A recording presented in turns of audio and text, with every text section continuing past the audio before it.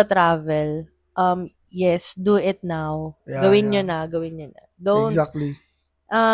kung may seat sale na parating, ipopost namin sa The Balsters. So, Exactly. mag-book kayo. I-try nyo Tama. lang. Why not?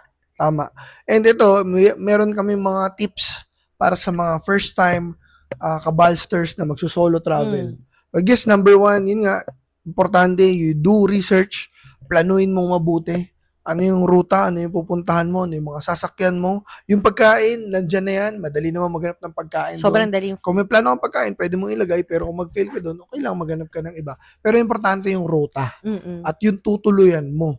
Oo. Importante. So, make sure, bago mo i-book yung hotel, make sure basahin mo yung mga reviews. Yes, exactly. Check mo yung Number review. 1 yan. Kami ni Bal, pag nagbo-book ako ng hotel namin, mini-make sure ko binabasa ko yung reviews. Tama.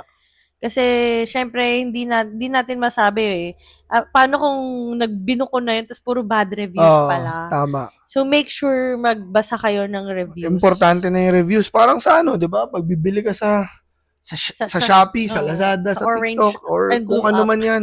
Diba bago ka mag-add to cart, tinitignan mo yung picture kung okay ba o Oo, hindi. yung makabumili, di ba? Exactly. Kasi, syempre, personal experience din yan. And, syempre, kung nakapag-book ka dun sa ganitong accommodation,